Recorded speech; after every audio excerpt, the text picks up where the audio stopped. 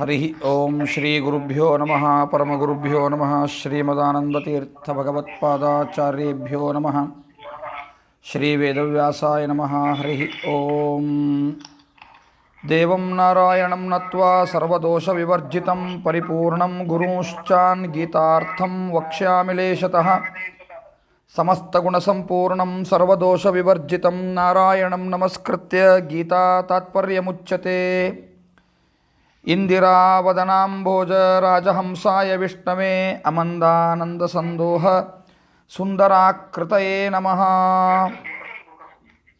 लक्ष्मीनारायणं नत्वा पूर्णबोधान् गुरूनपि कुर्मः श्रीकृष्णगीताया भाष्यादुक्तार्थसङ्ग्रहम् धर्मविज्ञानवैराग्यपरमैश्वर्यशालिनः आनन्दतीर्थभगवत्पादान् वन्दे निरन्तरम् धृतराष्ट्र उवाच धर्मक्षेत्रे कुरुक्षेत्रे समवेतायुयुत्सवः मामकाः पांडवाश्चैव किमकुर्वत ಸಂಜಯ.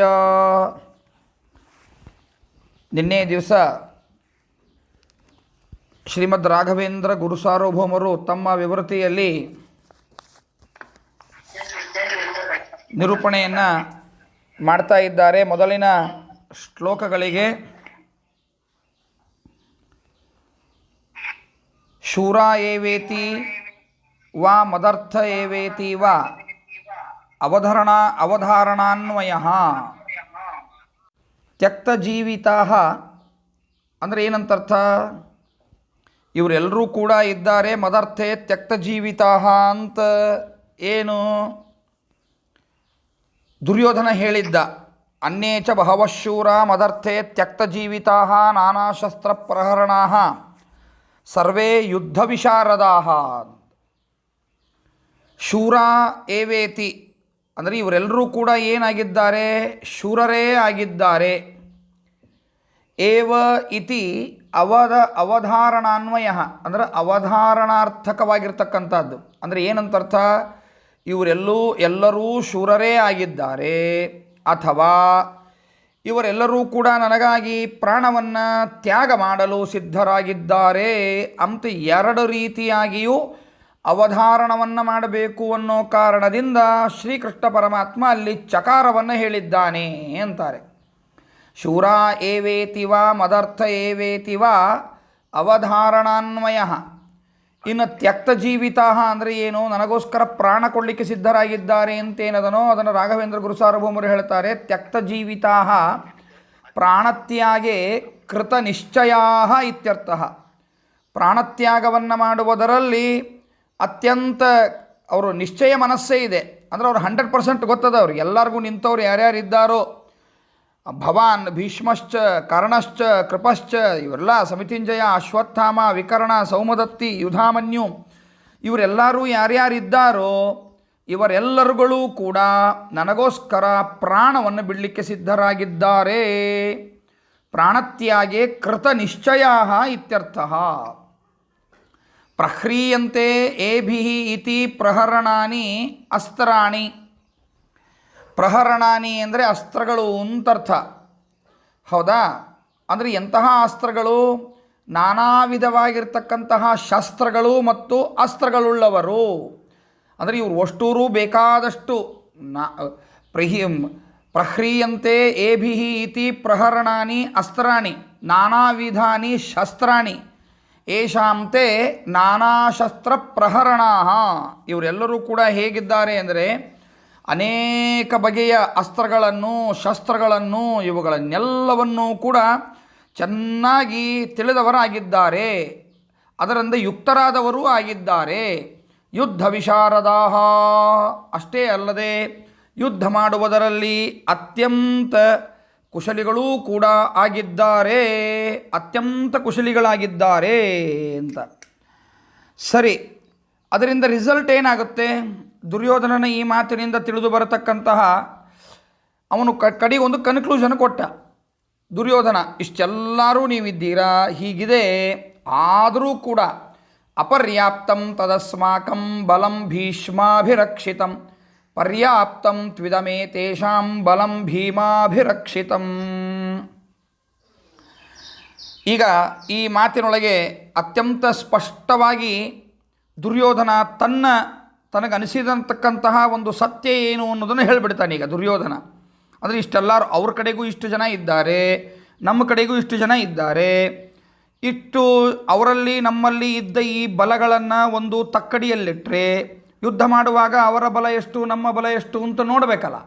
ಹೀಗೆ ಬಲಗಳನ್ನೆರಡೂ ತಕ್ಕಡಿಯಲ್ಲಿಟ್ಟರೆ ನನ್ನ ಒಂದು ನಿರ್ಧಾರ ಹೀಗಿದೆ, ನನಗೋಸ್ಕರ ಇವರೆಲ್ಲ ಪ್ರಾಣ ಬಿಡ್ತಾರೋ ಹೊರತು ನನಗೆ ಜಯ ತಂದುಕೊಳ್ಳಿಕ್ಕೆ ಸಾಧ್ಯ ಇಲ್ಲ. ಇವರು ಯಾರ್ಯಾರು ಸಾಮಾನ್ಯ ಇಲ್ಲ, ಇವರೆಲ್ಲ ನೀವೇ ಇದ್ದೀರಿ ಅಂತಾರೆ. ನೀವು ನನಗೋಗಿ ಭವಾನ್ ಭೀಷ್ಮಶ್ಚ ಕರ್ಣಶ್ಚ ಕೃಪಶ್ಚ ಸಮಿತಿಂಜಯ ಅಶ್ವತ್ಥಾಮ ವಿಕರ್ಣಶ್ಚ ಸೌಮಧತ್ತಿಸ್ತತೈವಚ. ನೋಡ್ರಿ, ಅವರಿಗೇನೆ ಅವರ ಎದುರಿಗೇನೆ ಭವಾನ್ ಅಂತಾನೆ, ನೀವು ಅಂತಾನೆ ದ್ರೋಣಾಚಾರ್ಯರಿಗೆ. ತಾವುಗಳಾಗಲಿ, ಭೀಷ್ಮಾಚಾರ್ಯರಾಗಲಿ, ಕರ್ಣ ಆಗಲಿ, ಕೃಪಾ ಆಗಲಿ, ಸಮಿತಿಂಜಯ ಆಗಲಿ, ಅಶ್ವತ್ಥಾಮ, ಇವರೆಲ್ಲರೂ ಸಾಮಾನ್ಯರಲ್ಲ. ಇವರೆಲ್ಲ ನನಗೋಸ್ಕರ ಪ್ರಾಣ ಕೊಡ್ತಾರೋ ಹೊರತು ನನಗೆ ಜಯ ತಂದು ಕೊಡಲಾರರು.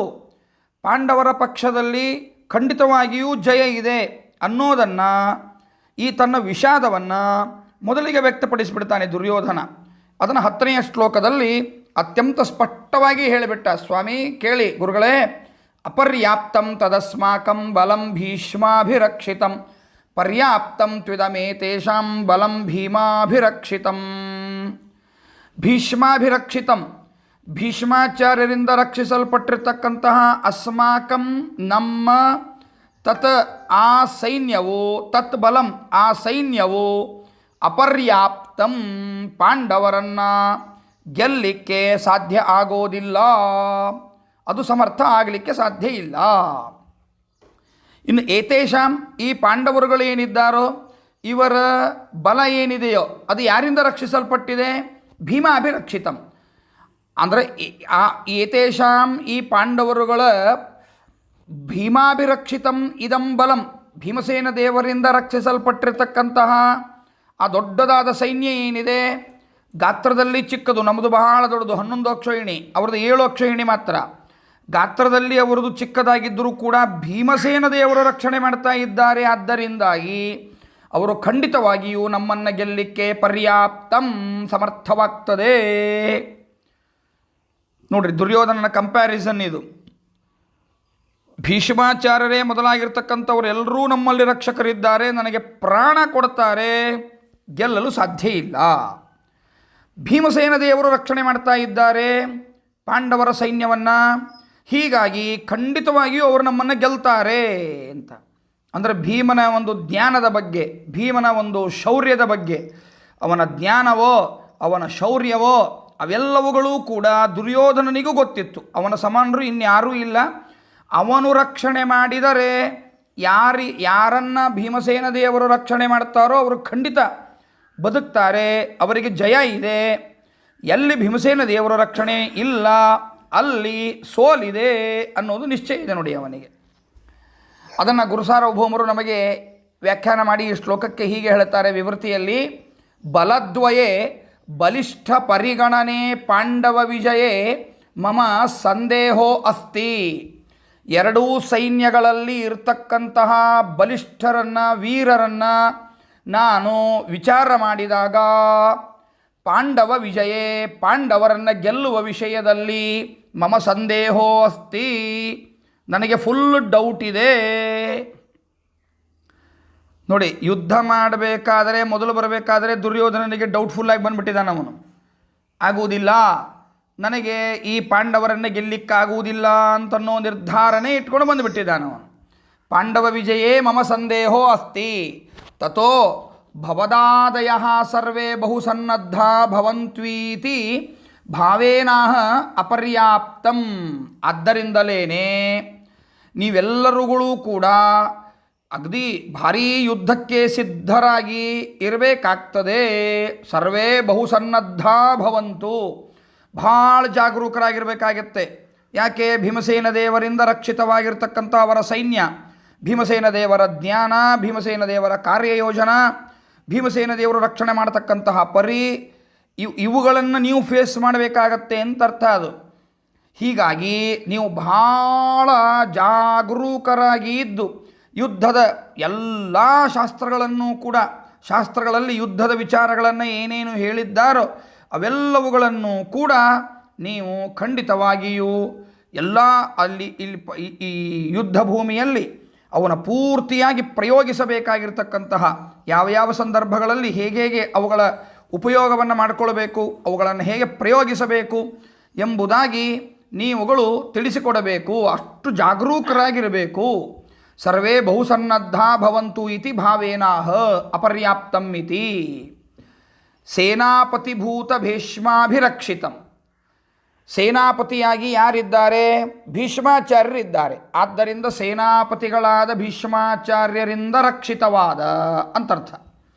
ಅಸ್ಮಾಕಂ ತತ್ಪ್ರಾಗುಕ್ತ ಬಲಿಷ್ಠೋಪೇತಂ ಬಲಂ. ಹಿಂದೆ ಹೇಳಿರ್ತಕ್ಕಂತಹ ಅತ್ಯಂತ ಬಲಿಷ್ಠವಾಗಿರ್ತಕ್ಕಂತಹ ನಮ್ಮ ಸೈನ್ಯವು ಅಪರ್ಯಾಪ್ತಂ ಪಾಂಡವ ಜಯೇ ನ ಸಮರ್ಥಂ ಪ್ರತೀಯತೆ. ಪಾಂಡವರನ್ನು ಗೆಲ್ಲಲಿಕ್ಕೆ ಎಷ್ಟು ಸಮರ್ಥ ಆಗಲಾರದು. ಭೀಮಾಭಿರಕ್ಷಿತಂ ನಿದಂ ಪಾಂಡವಾನಾಂ ಬಲಂ ತು ಪರ್ಯಾಪ್ತಂ ಅಸ್ಮತ್ ವಿಜಯೇ ಶಕ್ತಂ ಪ್ರತೀಯತೆ. ಅದೇ ರೀತಿಯಾಗಿ ಭೀಮಸೇನ ದೇವರಿಂದ ರಕ್ಷಿತವಾಗಿರ್ತಕ್ಕಂತಹ ಪಾಂಡವರ ಸೈನ್ಯವಾದರೂ ಪರ್ಯಾಪ್ತಂ ನಮ್ಮನ್ನು ಗೆಲ್ಲಲು ಏನಾಗಿದೆ? ಸಮರ್ಥವಾಗಿದೆ ಎಂಬುದಾಗಿ ತನ್ನ ಒಂದು ವಿಚಾರವನ್ನು ಹೇಳಿದ. ಹೀಗೆ ಭೀಮಸೇನ ದೇವರ ಬಗ್ಗೆ, ಭೀಮಸೇನ ದೇವರ ಜ್ಞಾನದ ಬಗ್ಗೆ ಅವನು ಎಷ್ಟು ಬೇಕೋ ಅಷ್ಟು ಬೇಕಾದಷ್ಟು ಕಡೆಗೆ ಈ ವಿಚಾರವನ್ನು ತಾನು ಹೇಳಿದ್ದಾನೆ ದುರ್ಯೋಧನ. ಅದರಿಂದ ಭೀಮಸೇನ ದೇವರ ಜ್ಞಾನ, ಭೀಮಸೇನ ದೇವರ ವೈರಾಗ್ಯ, ಭೀಮಸೇನ ದೇವರ ಧರ್ಮನಿಷ್ಠ ಇವೆಲ್ಲವುಗಳೂ ಕೂಡ ಮಹಾಭಾರತದಲ್ಲಿ ಗರಿಷ್ಠ ಮಟ್ಟದಲ್ಲಿ ಬೇಕಾದಷ್ಟು ಕಡೆ ಅವು ಬಂದಿವೆ. ಆದರೂ ಕೂಡ ಭೀಮಸೇನ ದೇವರ ಬಗ್ಗೆ ಜನಗಳು ತಪ್ಪು ತಿಳಿಯೋದು ಬಹಳ. ಅವನನ್ನು ಹುಂಬ, ಅವನಿಗೆ ತಿಳುವಳಿಕೆ ಕಡಿಮೆ, ಅವನಿಗೆ ಅಸ್ತ್ರಶಸ್ತ್ರಗಳ ಜ್ಞಾನ ಇಲ್ಲ, ಕೇವಲ ಹುಂಬರಂತೆ ಗದಾ ಯುದ್ಧವನ್ನು ಮಾಡೋದು, ಹೀಗೆಲ್ಲ ಕೆಲವರು ಚಿತ್ರಿಸಿದ್ದರಿಂದ ಪಾಪ ಮುಗ್ಧ ಜನರಿಗೆ ಭೀಮಸೇನ ದೇವರ ಜ್ಞಾನ, ಭಕ್ತಿ, ವಿರಕ್ತಿ, ಶೌರ್ಯ, ಧೈರ್ಯ, ಬಲ, ಮೇಧ, ಧೃತಿ, ಸ್ಥಿತಿ ಇವೆಲ್ಲ ಏನಿದೆ ಇವುಗಳ ಪರಿಚಯವೇ ಇಲ್ಲ. ಯಾರು ಶ್ರೀಮದಾನಂದ ತೀರ್ಥ ಭಗವತ್ಪಾದಾಚಾರ್ಯರ ಗ್ರಂಥಗಳನ್ನು ಅಧ್ಯಯನ ಮಾಡಿದ್ದಾರೋ ಅಂಥವರಿಗೆ ಮಾತ್ರ ಭೀಮಸೇನ ದೇವರ ಬಗ್ಗೆ ಒಂದು ಸ್ವಲ್ಪ ಪರಿಚಯ ಇದೆ ಅಷ್ಟೇ. ಆದರೆ ನಿಜವಾಗಿಯೂ ಶಾಸ್ತ್ರಗಳಲ್ಲಿ ಎಷ್ಟು ಭೀಮಸೇನ ದೇವರ ಬಗ್ಗೆ ಹೇಳಿದ್ದಾರೆ, ಸ್ವಪಕ್ಷೀಯರು ಹೇಗೆ ಹೇಳಿದ್ದಾರೆ, ಪರಪಕ್ಷೀಯರು ಹೇಗೆ ಹೇಳಿದ್ದಾರೆ ಎನ್ನುವಂತಹ ಒಂದು ವಿಚಾರವೇ ಗೊತ್ತಿಲ್ಲ. ಹಾಗೆ ತಿಳಿದರೆ ಮಹಾ ಅನರ್ಥ. ಹೇಗಿದೆ ಹಾಗೆ ತಿಳಿಬೇಕಲ್ವಾ? ಇದೇ ಭಗವದ್ಗೀತೆಯ ಶ್ಲೋಕಕ್ಕೆ ಕೆಲವು ಪುಸ್ತಕಗಳನ್ನು ತೆಗೆದು ನೋಡಿದಾಗ ಅಪರ್ಯಾಪ್ತಂ ತದಸ್ಮಾಕಂ ಬಲಂ ಭೀಷ್ಮಾಭಿರಕ್ಷಿತಂ ಪರ್ಯಾಪ್ತಂ ತ್ಯುದಮೇತೇಷಾಂ ಬಲಂ ಭೀಮಾಭಿರಕ್ಷಿತಂ ಎನ್ನುವಂತಹ ಶ್ಲೋಕಕ್ಕೆ ಕನ್ನಡೀಕರಣ ಮಾಡುವಾಗ, ಕನ್ನಡದಲ್ಲಿ ಅನುವಾದ ಮಾಡುವಾಗ ಅಥವಾ ಸಾಮಾನ್ಯವಾಗಿ ಹಿಂದಿಯಲ್ಲಿ ಅನುವಾದವನ್ನು ಮಾಡುವಾಗ ಹೀಗೆ ಕೆಲವು ಪುಸ್ತಕಗಳನ್ನು ತಗೊಂಡ್ರೆ ವ್ಯಾಖ್ಯಾನವನ್ನು ನೋಡುವವರಿಗೆ ಈ ಸಮಸ್ಯೆ ಇರುವುದಿಲ್ಲ. ಅವರು ವ್ಯಾಖ್ಯಾನವನ್ನು ನೋಡುತ್ತಾರೆ, ವ್ಯಾಖ್ಯಾನ ನೋಡಿ ಅರ್ಥವನ್ನು ಮಾಡಿಕೊಳ್ತಾರೆ, ಮುಗಿದೋಯ್ತು. ಆದರೆ ವ್ಯಾಖ್ಯಾನವನ್ನು ನೋಡಲಾರದೆ ಸಾಮಾನ್ಯವಾಗಿ ಏನು ಕನ್ನಡದಲ್ಲಿ ಅನುವಾದ ಇದೆ, ಅದೇ ರೀತಿಯಾಗಿ ಏನು ಇಂಗ್ಲೀಷ್ನೊಳಗೆ ಅನುವಾದ ಇದೆ, ಹಿಂದಿ ಒಳಗೆ ಏನು ಅನುವಾದ ಇದೆ, ಅಂತಹ ಪುಸ್ತಕಗಳನ್ನು ತಕ್ಕೊಂಡ್ರೆ ಪ್ರಾಯಶಃ ಸರಿಯಾದ ತಿಳುವಳಿಕೆ ಬರೋದು ತುಂಬ ಕಡಿಮೆ ಅಂತ ಈ ಒಂದು ಶ್ಲೋಕದಿಂದ ಹೇಳ್ತೇನೆ. ಮುಂದೆಲ್ಲ ಅದನ್ನು ಹೇಳುವುದಿಲ್ಲ.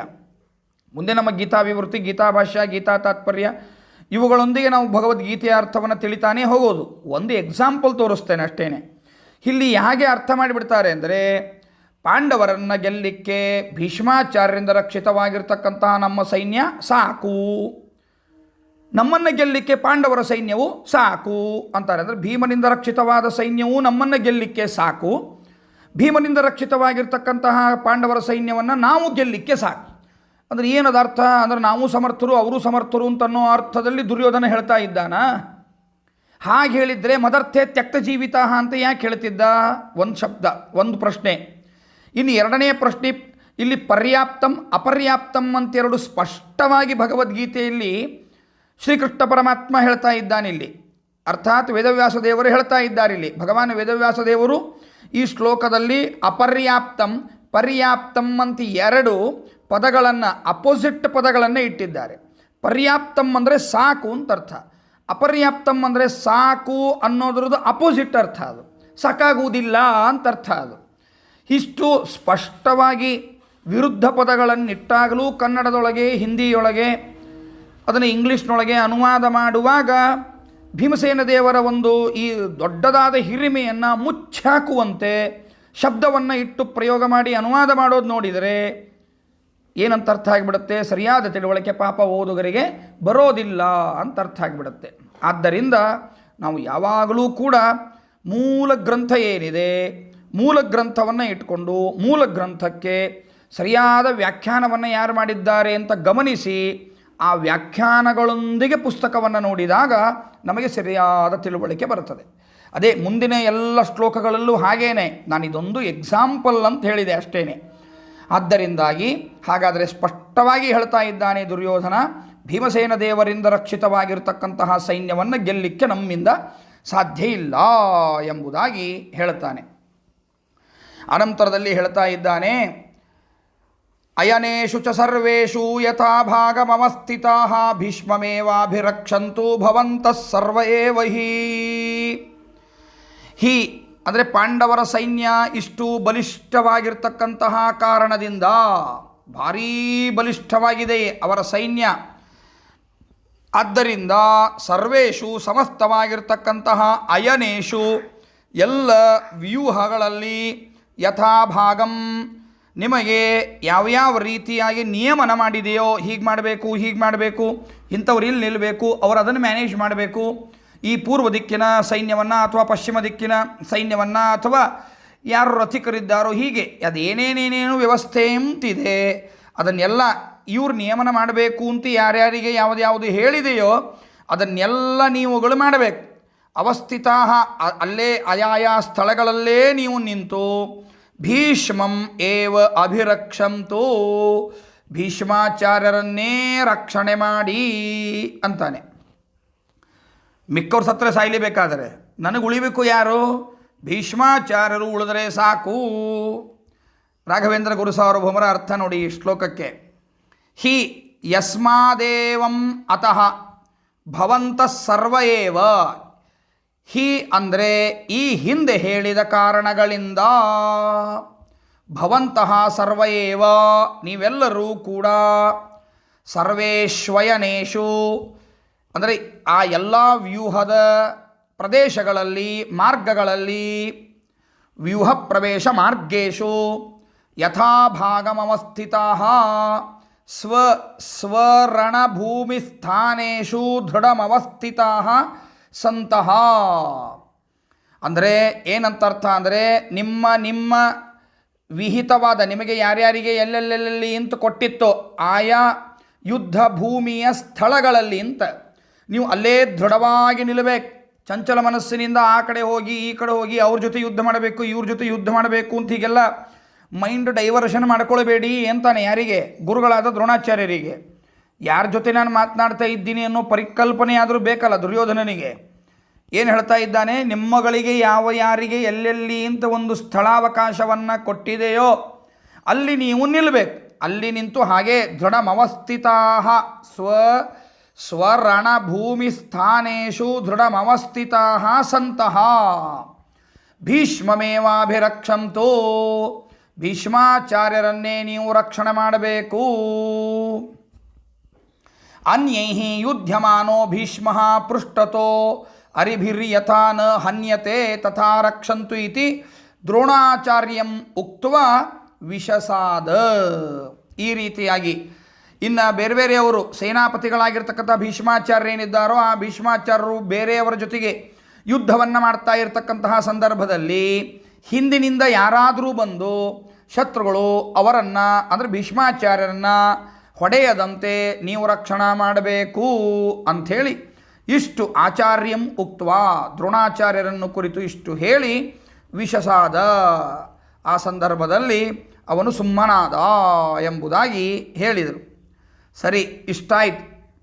ಇಷ್ಟಾದಾಗ ದುರ್ಯೋಧನ ತನ್ನ ವಿಷಾದವನ್ನು ವ್ಯಕ್ತಪಡಿಸಿದಾಗ ಆ ದುರ್ಯೋಧನನಿಗೆ ಒಂದು ಹುರುಪು ಬರಬೇಕೀಗ. ಅಂದರೆ ಅವನು ಡಿಪ್ರೆಸ್ ಆಗಿದ್ದಾನೆ ಅಂತ ಅರ್ಥ ಆಯ್ತು ಈಗ. ಯಾಕೆ?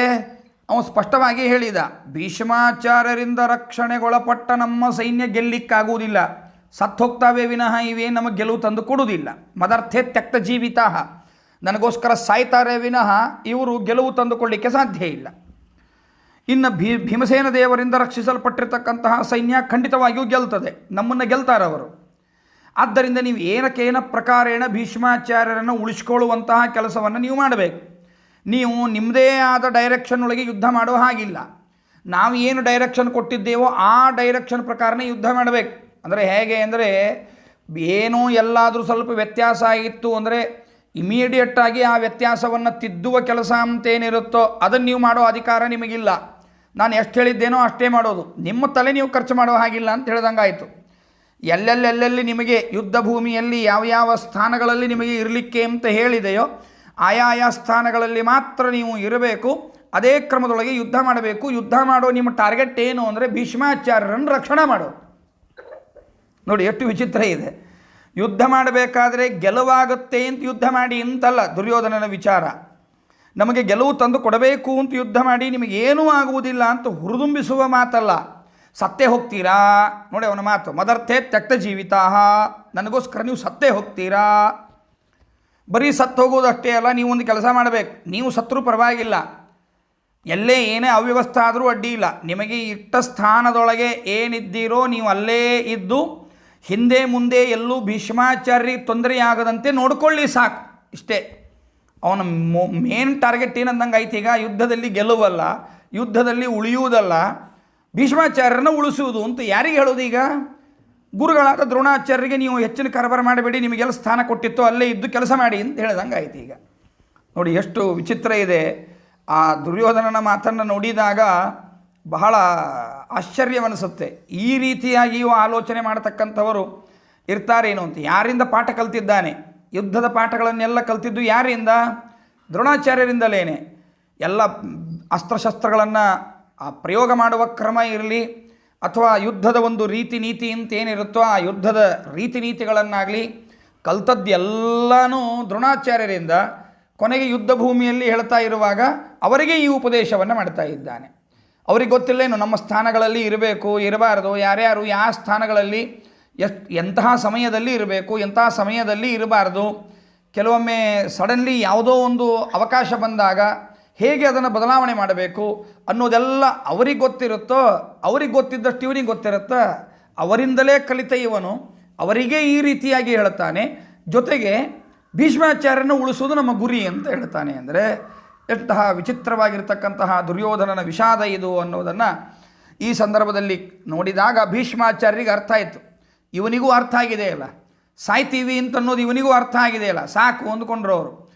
ಇವನಿಗೆ ಒಂದು ಧೈರ್ಯವನ್ನು ತುಂಬಬೇಕು ಅಂತನ್ನುವಂತಹ ಕಾರಣದಿಂದ ಈ ರೀತಿಯಾಗಿ ನಿರಾಶಿತನಾಗಿರ್ತಕ್ಕಂತಹ ದುರ್ಯೋಧನನಿಗೆ, ವಿಷಾದವನ್ನು ಹೊಂದಿರತಕ್ಕಂತಹ ದುರ್ಯೋಧನನಿಗೆ ಒಂದು ಉತ್ಸಾಹ ತುಂಬಬೇಕು ಎನ್ನುವಂತಹ ಕಾರಣದಿಂದ ಭೀಷ್ಮಾಚಾರ್ಯರು ತಸ್ಯ ಸಂಜನಯನ್ ಹರ್ಷಂ ಕುರು ವೃದ್ಧ ಪಿತಾಮಹ ಸಿಂಹನಾದಂ ವಿನದ್ಯೋಚ್ಚೈಃ ಶಂಖಂ ದದ್ಮೌ ಪ್ರತಾಪವಾನ್.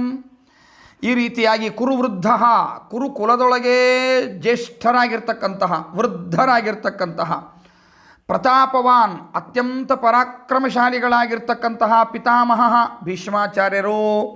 ತಸ್ಯ ಆ ದುರ್ಯೋಧನನಿಗೆ ಹರ್ಷಂ ಉತ್ಸಾಹವನ್ನು ಸಂಜನಯನ್ ಹುಟ್ಟಿಸಬೇಕು ಎನ್ನುವಂತಹ ಕಾರಣದಿಂದ ಉಚ್ಚಿಯೈಹಿ ಗಟ್ಟಿಯಾಗಿ ಸಿಂಹನಾದಂ ಸಿಂಹಧ್ವನಿಯನ್ನು ವಿನದ್ಯ ಮಾಡಿ ಶಂಖಂ ಕೈಯಲ್ಲಿರುವ ತಮ್ಮ ಶಂಖವನ್ನು ತಗೊಂಡು ದದ್ಮೌ ಊದಿದರು.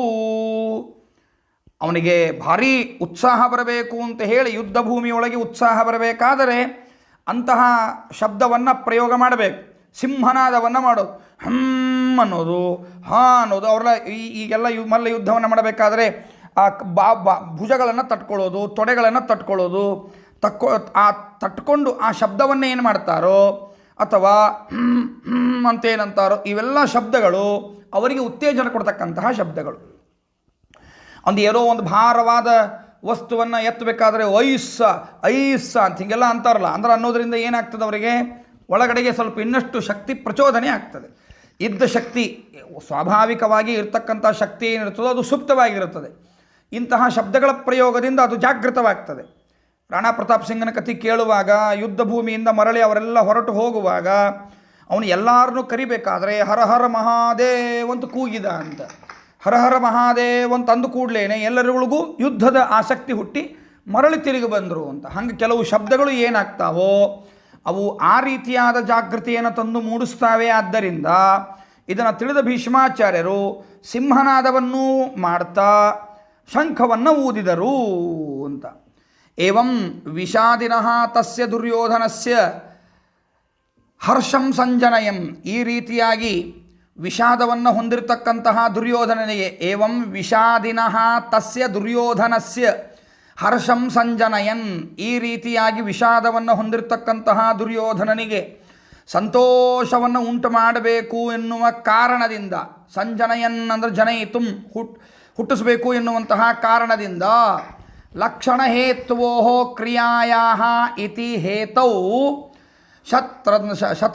ಶತೃಂತಂ, ಇಲ್ಲೇ ಲಕ್ಷಣ ಹೇತ್ವೋ ಕ್ರಿಯಾಯಾ ಎನ್ನುವಂತಹ ಪಾಣಿನಿಯ ಸೂತ್ರದಲ್ಲಿ ಕಾರಣದ ಅರ್ಥದಲ್ಲಿ ಹೇತ್ವರ್ಥದಲ್ಲಿ ಶತೃ ಪ್ರತ್ಯಯವನ್ನು ಬಳಸಿ ಇಲ್ಲಿ ಸಂಜನಯನ್ ಅಂತ ರೂಪ ಆಗಿದೆ. ಇಲ್ಲಿ ವ್ಯಾಕರಣ ಯಾಕೆ ಹೀಗೆ ಸಂಜನಯನ್ ಅಂತಾಗಿದೆ ಅನ್ನುವುದಕ್ಕೆ ರಾಘವೇಂದ್ರ ಗುರು ಸಾರ್ವಭೌಮರು ವ್ಯಾಕರಣದ ನಮಗೆ ಪಾಣಿನಿಯ ನಿಯಮವನ್ನು ಹೇಳ್ತಾ ಇದ್ದಾರೆ. ಲಕ್ಷಣ ಹೇತ್ವೋ ಕ್ರಿಯಾಯಾ ಇತಿ ಹೇತೌ ಶತ್ರಂತಂ, ಅಂದರೆ ಲಕ್ಷಣ ಹೇತ್ವೋ ಕ್ರಿಯಾಯಾ, ಇಲ್ಲಿ ಹೇತ್ವರ್ಥದೊಳಗೆ ಲಕ್ಷಣ ಹೇತ್ವರ್ಥದೊಳಗೆ ಅಂದರೆ ಕಾರಣದ ಅರ್ಥದೊಳಗೆ ಶತ್ರುಪ್ರತ್ಯಯ ಬಂದದ್ದರಿಂದ ಇಲ್ಲಿ ಸಂಜನಯನ್ ಎಂಬುದಾಗಿ ರೂಪವಾಗಿದೆ. ಅದರ ಅರ್ಥ ಏನು ಅಂದರೆ ಜನಯಿತುಂ ಎಂಬುದಾಗಿ ಅರ್ಥ. ಪ್ರತಾಪವಾನ್ ಕುರುವೃದ್ಧ ಪಿತಾಮಹೋ ಭೀಷ್ಮ ಅಂತರ್ಥ. ಒಳ್ಳೆಯ ಪರಾಕ್ರಮಶಾಲಿಗಳೂ ಆಗಿದ್ದಾರೆ, ಕುರುವೃದ್ಧರೂ ಆಗಿದ್ದಾರೆ, ಪಿತಾಮಹರೂ ಆಗಿದ್ದಾರೆ. ಅಂತಹ ಅವರು ಯಾರು? ಬೇರೆ ಯಾರೂ ಅಲ್ಲ, ಭೀಷ್ಮ. ಇಂತಹ ಭೀಷ್ಮಾಚಾರ್ಯರು ಸಿಂಹನಾದಂ ಅಂದರೆ ಜೋರಾದ ಧ್ವನಿಯನ್ನು ಮಾಡಿದರು. ಉಚ್ಚೈಹಿ ವಿನದ್ಯ ಶಂಖಂ ದಧ್ಮೌ, ಅವರೇನು ಮಾಡಿದ್ದಾರೆ? ಪೂರ್ತಿಯಾಗಿ ಶಂಖವನ್ನು ಊದಿದ್ದಾರೆ ಅಂತ. ಧ್ಮ ಶಬ್ದೇ ಅಂತ. ಇಲ್ಲಿ ದಧ್ಮೌ ಅನ್ನುವಂತಹ ರೂಪ ಏನಿದೆ ಅದಕ್ಕೆ ಧ್ಮ ಎನ್ನುವಂತಹ ಶಬ್ದ ಅಂದರೆ ಕ್ರಿಯಾ ಧಾತು ಯಾವುದು ಅಂದರೆ ಧ್ಮ ಎನ್ನುವಂತಹ ಧಾತುವಿನ ಲಿಟ್ಲಕಾರದ ಶಬ್ದವೇ ಇದು ಊದಿದನು ಅಂತಾಗತ್ತೆ. ಲಿಟ್ಲಕಾರ ಎಂಬುದಾಗಿ ಅದರ ಮೂಲ ಧಾತು ಧ್ಮ ಎಂಬುದಾಗಿ ಇದೆ ಅಂತ ಹೇಳಿದರು. ಅನಂತರದಲ್ಲಿ ತತಃಶಂಕಾಶ್ಚ ಭೇರ್ಯಶ್ಚ ಪಣವಾನಕ ಗೋಮುಖಾ ಸಹಸೈವಾಭ್ಯಹನ್ನಂತ ಸಶಬ್ದಸ್ತುಮುಲೋಭವತ್. ತತಃ ಭೀಷ್ಮಾಚಾರ್ಯರು ಶಂಖವನ್ನು ಹಾಗೆ ಊದಿದ ಕೂಡಲೇ ಎಲ್ಲ ಕಡೆಗೂ ಶಂಖಗಳು ಚ ಮತ್ತು ಭೇರ್ಯ ನಗಾರಿಗಳು, ಪಣವಾನಕ ಗೋಮುಖಾ, ಪಣವ ಮೊದಲಾದ ವಾದ್ಯಗಳು ಅಂತೇನಿದೆ ವಾದ್ಯವಿಶೇಷ, ಆ ಎಲ್ಲ ವಾದ್ಯವಿಶೇಷಗಳು ಕೂಡ ಸಹಸಾ ಏವ ಒಮ್ಮಿಂದೊಮ್ಮೆಲೇನೆ ಅಭ್ಯಹನ್ಯಂತ ಸಹ ಶಬ್ದ ತುಮುಲ ಅಭವತ್, ಆ ಎಲ್ಲ ಶಬ್ದಗಳು ಎಲ್ಲ ಕಡೆಗೂ ತುಮುಲವನ್ನು ಉಂಟು ಮಾಡಿದವು ಅಂದರೆ ಎಲ್ಲ ಕಡೆ ತುಂಬಿ ಹೋಯಿತು ಅಂತ ಅರ್ಥ. ತತಃ ತತ್ಶಂಕ ಧ್ವನಾನಂತರಂ ಪಣವಾನಕ ಗೋಮುಖಾ ಅಂದರೆ ಪಣವಾನಕ ಗೋಮುಖಾ ಅಂದರೆ ಡೋಲು ತಮಟೆ ಮೊದಲಾಗಿರ್ತಕ್ಕಂತಹ ವಿಶೇಷ ವಾದ್ಯಗಳು ಸಹಸೈವ ಅಂದರೆ ಒಮ್ಮಿಂದೊಮ್ಮಲೆ ಯುಗಪದೇವ ತುಮುಲಃ ಸರ್ವತ್ರ ಪರಿಪೂರ್ಣೋಭವತ್. ಆ ಸಂದರ್ಭದಲ್ಲಿ ತತಶ್ವೇತೈ ಹಯೈರ್ಯುಕ್ತೆ ಮಹತಿ ಸ್ಯಂದನೆ ಸ್ಥಿತೌ ಮಾಧವ ಪಾಂಡವಶ್ಚೈವ ದಿವ್ಯೌ ಶಂಖೌ ಪ್ರದಧ್ಮತು. ತತಃ ದುರ್ಯೋಧನನ ಸೈನ್ಯದಲ್ಲಿ ಶಂಖಧ್ವನಿ ಈ ರೀತಿ ಮೊಳಗಿದ ಕೂಡಲೇನೆ ಮಾಧವ ಶ್ರೀಕೃಷ್ಣ ಪರಮಾತ್ಮನು ಚ ಮತ್ತು ಪಾಂಡವ ಅರ್ಜುನನು ಏತೌ ಇವರಿಬ್ಬರೂ ಕೂಡ ಶ್ವೇತೈ ಬೆಳ್ಳಗಾಗಿರ್ತಕ್ಕಂತಹ ಹಯೈಹಿ ಕುದುರೆಗಳಿಂದ ಯುಕ್ತೆ ಕೂಡಿರ್ತಕ್ಕಂತಹ ಮಹತಿ ಉತ್ತಮವಾದ ಸ್ಯಂದನೆ ರಥದಲ್ಲಿ ಸ್ಥಿತವೂ ಏವ ಕೂಡಿಕೊಂಡವರಾಗಿಯೇ ದಿವ್ಯವು ಶ್ರೇಷ್ಠವಾಗಿರ್ತಕ್ಕಂತಹ ಶಂಖಗಳನ್ನು ಪ್ರದಧ್ಮತು ಊದಿದರು. ಪಾಂಚಜನ್ಯಂ ಹೃಷಿಕೇಶೋ ದೇವದತ್ತೋ ಧನಂಜಯ ಪೌಂಡ್ರಂ ದಧ್ಮೌ ಮಹಾಶಂಕಂ ಭೀಮಕರ್ಮಾವೃಕೋದರ. ಯಾರ್ಯಾರು ಯಾವ ಶಂಖಗಳನ್ನು ಊದಿದ್ದಾರೆ ಅದರ ಪರಿಣಾಮ ಏನಾಯಿತು ಅನ್ನೋದನ್ನು ನಾಳಿನ ಪಾಠದಲ್ಲಿ ತಿಳಿಯೋಣ. ಶ್ರೀಕೃಷ್ಣ ಅರ್ಪಣಮಸ್ತು. ಮಧ್ವೇಶ ಅರ್ಪಣಮಸ್ತು.